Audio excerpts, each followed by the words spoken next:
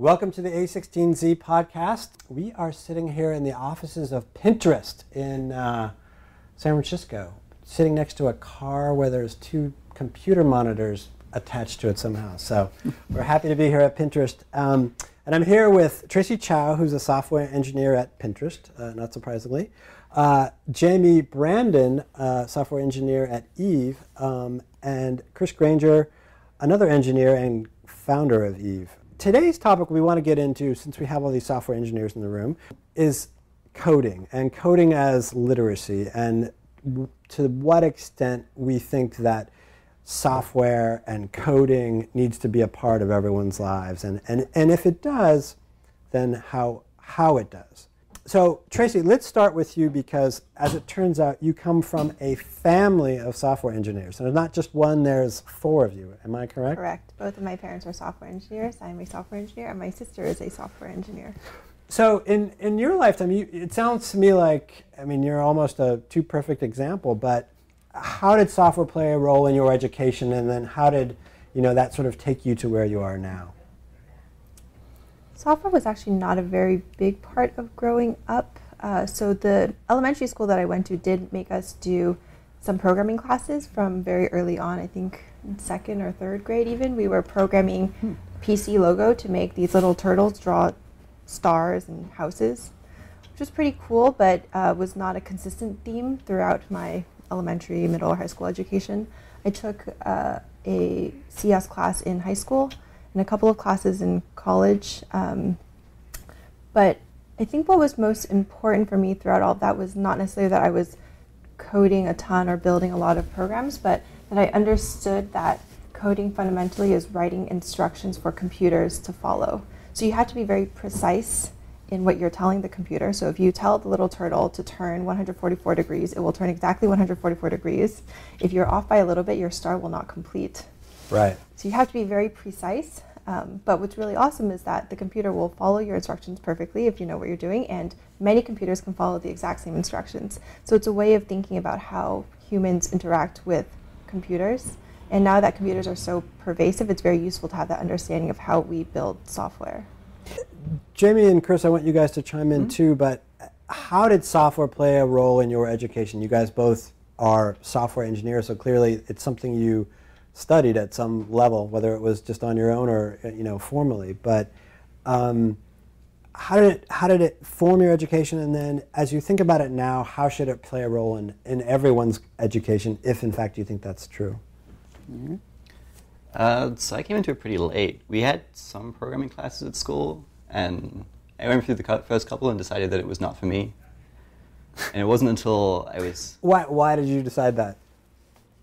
They seemed kind of pointless. We put a lot of time and effort into them. You could spend hours and hours programming, and we would get a button, and you press it, and a number goes up. And it didn't really see the point.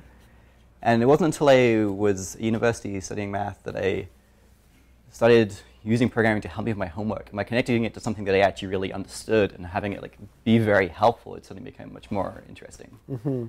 So it went from this kind of abstract, oh, it's a button that doesn't do much, to like, wow, look what I can do. Yeah. Interesting. Chris? Yeah, I mean, I came at it, I started programming really early in my life, and I was a tremendous geek when I was younger. So like one of the first programs I wrote, I was like, how does traffic work? So I wrote a traffic simulator. That's what a normal kid does. And you were how old? I was 10 when I wrote that.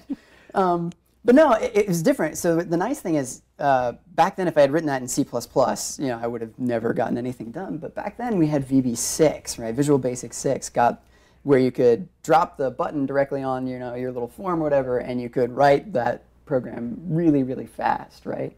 But I came at it from, you could basically characterize my childhood as a quest for Legos. I characterized it as an infinite set of Lego blocks, right? It was this sandbox where I could build literally anything I want in it. I can make a car, I can make games, I can make all of these things. And back to your question about like how does that play into sort of like my education, I took some programming classes and stuff, but given that I had been doing it for so long, they weren't super useful. I think that what I gained out of it, and it's interesting you brought up logo actually, is there are these like skills that underlie programming, right? There's like the physical act of putting stuff into a computer and getting the computer to do it. That's one thing. But Seymour Papert, the guy who wrote Logo, has this book called Mindstorms, where he talks about what kids learned when they did that was breaking a bigger problem into many smaller problems and intuitively understanding why that's a good idea. And then almost more important than that even is this notion of error as not being a failure. So you think about like when you get a wrong answer in a math class, right? You got it wrong, so you redo the problem. You just did it wrong, right? And you do it right, or you do it as many times as you need to until you get it right.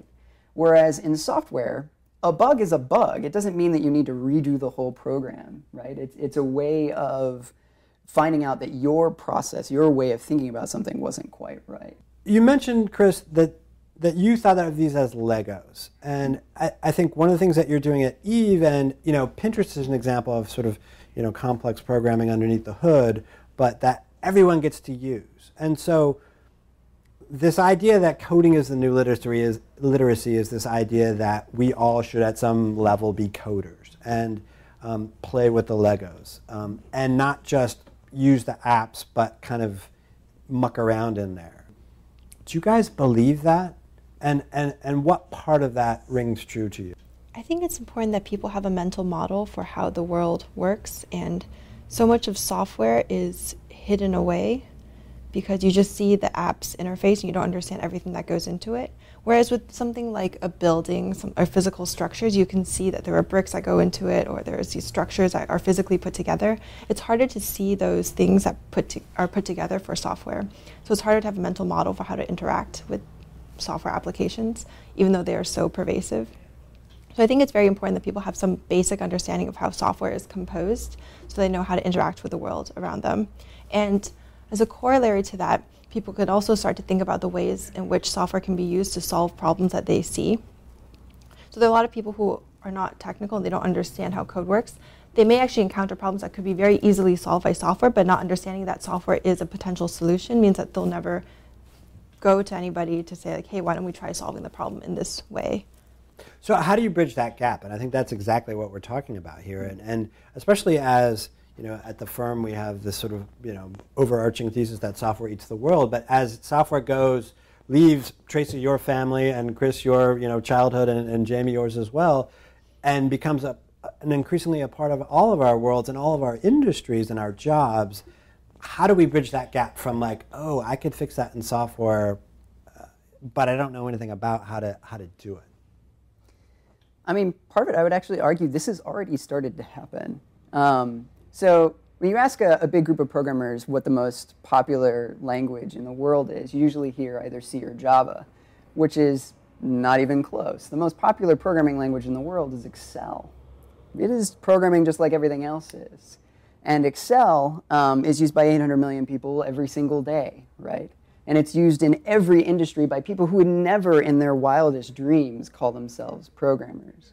But they are using it as a tool, right? They're getting the computer to do work for them. They're getting the computer to model something for them, or whatever the case may be. And to me, that's the important part, right? And that's what part of what coding, like the name or the phrase coding as the new literacy kind of loses. It's not about everyone building apps, right? The new writing is not building an app. The new thing is about getting the computer to do work for you, whatever that may mean, right? Right. Much in the same way, the original literacy, right, reading and writing, was a way of externalizing memory, right? It's like, I have all these thoughts, I can put them on paper, and now I can distribute them. And that allows you to think things that you were previously incapable of thinking. Much in the same way that, building these large-scale models of your entire business allows you to think about your entire business all of a sudden, right? There's a great story about an interview with Feynman where they discovered some of his old papers that he'd written, and they mentioned it as a record of his work, and he was very insistent that it wasn't a record of the work, it was the work. Like, the work happened on the paper, and he was just peripherally involved. I think this idea of kind of like mental prosthetics is very important. Like, you can make yourself more intelligent if you have these mental tools that allow you to offload parts of the thoughts that you don't want to have to deal with yourself. Does that mental tool model then jibe, Tracy, with your kind of view of how coding can help lots more people and lots more industries than it is right now. I think that's one aspect of it, but I think another big piece of it is just understanding where we can use software to solve problems, even if it's not something that you're directly using. So if I see a problem and I understand that a potential solution to that is software that someone else may build, then I could go start a company and try to recruit people to help me build a software solution to that problem. But just having a model of what tools are out there and what are the ways in which we can leverage software to change the world, I think is a slightly different thing than using those tools directly. Right, and I think we're starting to see examples of that in companies that get started by, people who have ideas, right? Like, wouldn't it be great if? Now, do I know how to build it myself? No, but I know some smart people who can help me. It's possible. They know it's possible now. Right, Yeah. but is there a danger? It sort of reminds me of well, we'll just fix that in post-production. Like, software can solve that problem, or software will do it. How in-depth does our understanding need to be to sort of understand what can and can't be done? Or should we not even think of it in those terms? So I actually meet a lot of people who say they want to learn coding. Like, they'll say, well, my New Year's resolution is to learn how to code. And I often respond with the question, do you actually want to learn how to code, or do you want to understand how software is architected and how things come together? So I will use an analogy sometimes with people to say, building a software application is somewhat like building a physical building, except that the software engineer also has to be a bit of an architect as well as a construction worker. So we're thinking about the product specs. Like, are we building a church, or are we building an apartment building? The recs are going to be very different for these different use cases. Or are we going to build a shack because we don't have resources? We figure out what we're trying to build. So you're architecting that out a little bit, and then you're actually also the construction worker. We have to go assemble pieces together. Maybe you have to do the wiring and plumbing work as well. But it's not just hammering a nail. That's the really basic parts of coding. You can write an if statement, or you can write a for loop, but that's not what pulls together an entire building. And so I think what a lot of people want to understand is what is the process of constructing a building? What are all the pieces that go into it? But they think that it's just, if I learn how to write a little bit of code, I'll understand everything that goes into software engineering. I mean, let's talk about the complexity of software then. What you guys are doing at Eve, in some ways it seems to me that you're removing the complexity, or at least there's an abstraction where I don't see it. But should I, and why take that route, Chris? So I think there's different ways of looking at it. What you're talking about is systems level. I'm trying to build, I'm trying to model. You might argue with me about that term, but I'm trying to model some system, right? And there's an inherent amount of complexity in modeling any system, right? If I want to model macroeconomics, that's incredibly complex and something I probably cannot do. However, if I want to model my house, yeah, maybe with some time and some effort I can do that. But there's a lot of weird things you have to start thinking about. Well, I have to think about, how do I plumb the thing? How do I put electricity through it, right? And that's the truth of software too. The thing that we're tackling specifically is all the complexity that has nothing to do with the problem you actually set out to solve, right? And we were talking about this morning. If you think of programming as a form of modeling, right? I'm trying to take something either in my head or out in the real world and make a representation of it that the computer can work with. We have this weird case right now where our languages, Python, pick any language, right, is actually designed to model computer interaction, right? It's designed to model how computers work. I'm going to send TCP messages and so on and so forth. But if you think about what we're actually trying to build, we're trying to model humans. We're trying to model processes that exist in the real world. So Pinterest, as an example, is modeling the process of collecting lots of information and having a nice way of looking at it. And Facebook is a way of modeling human interaction, right? But we're writing these things in a language designed to talk about computers, which is there's this fundamental disconnect. Right. And so what we're trying to do is, it turns out if you can remove that disconnect, if you can start to express things in such a way where you're really getting at what you're actually trying to model, all that complexity of dealing with, well, I need to send a packet over here, using TCP/IP, just goes away. That's not what's important. And so that's what we're focusing on. You can't get rid of the fundamental complexity in a problem, right? It's inherent. It just exists. But at the very least, you can make it easier to deal with. It's kind of meeting people in the right place. If you're working with a group of scientists and you want to give them software tools, and they're like, okay, we want to work on this genome. You're like, okay, well, let me explain to you how bytes work and how arrays work, and then we'll talk to you about truth and equality and JavaScript. And they don't care about any of this stuff. We're trying to it's so unrelated to the problem they're actually trying to solve that you're forcing them to bridge this huge gap themselves. Yeah, I mean, I was going to say, it sounds to me like Jamie, your experience with software engineering has been very consistent. You're like, wait, I built a button that I can't use. I want to build things that I can use and that other people can use. And how do we make that easy? Yeah, there's a lot of sort of very highly disputed research from Piaget and Simon Peyport on the way children learn things. And one of the points that they argue for very strongly is that you can't just start by teaching them something that's very foreign. Like, we can't take people and say, look, okay, here's how bytes work, and here's like where things are stored in the computer. And you have to start with something that feels familiar and safe. So you have to relate it to something they already understand, and then gradually like push the boundaries and get back to the thing you're actually trying to teach. I want to switch gears a little bit and have you guys all comment on this, but one of the things that's been a little bit surprising in recent studies was that the number of women in software engineering has actually declined since World War II, when everyone was working on cracking codes. Do you have an explanation for that? And I don't want you to solve all of our problems right now, but like, is there a way of reversing course on that, do you think? And does it get at some of what we've all been talking about? I have a number of theories that I've heard posited. There was a pretty sharp decline after the 1980s, which some have attributed to major changes in marketing around computers and also games. So in the 80s, computers started to become more popular. There started to become this concept of like personal computers that people would actually bring to their homes. But they started to become more marketed as things for boys and men. Like, you play games on computers. There wasn't much else that computers would do back then. Right. So it became more gendered in their marketing. Games were also originally more mass market, and with a contraction in the gaming market, the marketing people decided to focus more on boys and men just to narrow their consumer market so they could be a little bit more targeted. And so I think the combination of these two made it so that computers and gaming and all of this whole sphere of activity became gendered and not as positive of a place for girls and women to be in. And I think the problem has been exacerbated over time as the percentage of women has gone down. It's become less and less friendly to women. And I think we're starting to see a little bit of a change in that. One thing that is pretty cool is that technology is now so pervasive that everybody is exposed to it from very early. It's no longer that each family maybe has like one computer and it's in the boys' room. Like, everybody has devices. And the penetration of mobile phones, which are essentially computers, is super high. And everyone is now exposed to technology. So I think that goes a long way towards making it more palatable to a more diverse audience. I think one thing that is missing is the link between the fact that you can be a software engineer or coding and building these things. So a lot of people still think of these apps as just magical things that appear. I've met people who didn't realize that people worked at Facebook. Like, I thought it just existed. It's like, no, there are people building that.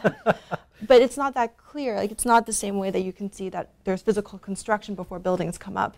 That you can't see that same sort of thing with software engineering. You don't know that there's people sitting at computers writing code, and that's how you end up with these apps. So I think the end product is now much more available, but the process of getting to the end product is not necessarily as visible. Whereas before with computers, you could take them apart, you can kind of see things inside, so it's a little bit easier to understand that there's engineering that goes into these things.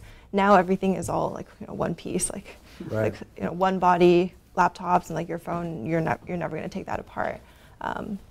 So I'm not really sure which of those factors is going to weigh more heavily, but I do think it's pretty cool that most people now have access to some sort of computer, whether it's like a mobile phone or an actual computer.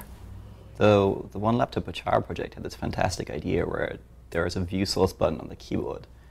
And so if you're using an app, you press this button and it shows you the code, and you modify it and it like just injects it into the running process. So everything you have can be opened up and played with, which is very different from the way that mobile phones are heading now, where you can't even load code if you wanted to. Yeah, I mean, so to go back to what you were saying about the history about why maybe it hasn't happened, it makes a lot of sense if you liken it back to what you were saying before, right? What are you going to use this for? In your case, it wasn't until you had mathematics homework and like, oh, a computer can do that for me, right? But back in, like you said, back in the 80s, computers were word processors, right? You had VisiCalc, and then you had games. And the vast majority of people I know who started programming young programmed because they wanted to build games, myself included, right? And that's just what you wanted to do. And it was, except for the odd traffic engineering. well, and the traffic engineering, yeah, that part too. But like you said, you had experience with the end product, and you're like, I want to do that, right? And that just didn't exist for a long period of time, and now that is starting to change, and people are like, well, there are these things on my phone. I could imagine a game that I want to make, right? Or I could imagine this thing that I want to do with it, or I want a to-do list, for example, that works the way I do, So I think it does help there, but I think we do have to expose children at least to the notions, like I was saying before in that book that Papere wrote about Logo. He talks about these like fundamental abilities that you gain that are useful no matter what you do, that are useful whether you're a biologist or a physicist or you're writing your memoirs, right? Just ways of thinking that are useful, and we have to teach those in school, I think. And that's actually what that entire book is about. It's a great read if you're interested in this stuff. Tell us the book again. It's called? It's called Mindstorms. It was written in '89, I think, or like very late '80s, very early '90s, right. By Seymour. I don't know how to pronounce his last name. I think it's Papert, P-A-P-E-R-T. He is a professor at MIT. He wrote Logo, which is a programming environment where, like you said, you have a little turtle and it draws. And there are a bunch of really interesting insights into there about like how you can teach people this kind of stuff. For example, the turtle was really important because you could say to the kids, well, go play turtle. And they would stand up, right? And they would mimic what they were telling the turtle to do, and they would understand very intuitively why something was not working because you were using your body to understand it, right? Not just your head or not just drawing it. And so these sorts of lessons, I think, are very, very important. Getting everyone to write apps, I think we should, like you said, open the box, right? You should be able to press view source and see these things, and you should know, at least be able to be exposed to how you would go about doing them. I don't know that it's realistic, though, that, or even desirable, right, that we end up with, far more programmers than we end up with anything else. But people like to solve the problems that they themselves have. The startup advice that Paul Graham gives is to solve problems that you have yourself. And so when we have a very singular demographic of people building software, we see a lot of solutions for the same problems, or maybe not very big problems. If we start bringing in people from more diverse demographics who face very different problems, say a lot of women who have to deal with childcare, and childcare is extremely expensive and a very big problem for women's equality in the workforce, we might start seeing better software solutions for that. I think it's just that right now the population of software developers can't see those problems, and is going to have a hard time building out those solutions. It's not to say that people can't build apps for people who aren't themselves. It just takes a lot more work and a lot more research because there's not that intuition or the native experience of having those problems. Yeah, I mean, a while back, Jamie said something along the lines of the vast majority of programs aren't written because the people who would write them can't. Right, and our whole pitch when we went around with Eve was that programming is a superpower, right? And if you can do that, if you can program, there's all sorts of things you're able to accomplish. And the truth is, I mean, it's real, right? Most of the programs that could be written don't, because the people like us, I'm not a lawyer, I'm not a woman who needs to, who has, like you said, the intuition to build the childcare apps that we need. So as a result, they're just not going to get built. And diversity in every regard there, right, is what we're ultimately talking about here. And the implications of that are that, you do start to service an incredible swath of things. Like, we're not going to end up with just Airbnb clones and Pinterest clones, right? Eventually, we'll start to get very interesting applications that are designed, I'm a biologist, I'm working on cancer. This is purely for helping me solve cancer, right? And the implications of moving down that road are tremendous, I think. Like, that's probably the most exciting thing about what we're doing. Well, Jamie, Chris, and Tracy, I want to thank you guys so much. I feel more literate, I have to say. But I think this was a really important discussion, and I look forward to sort of all your work, both in making coding more easy at Eve and certainly at Pinterest, seeing what you guys come up with next. So thank you guys so much. Thanks for having us. Thank you.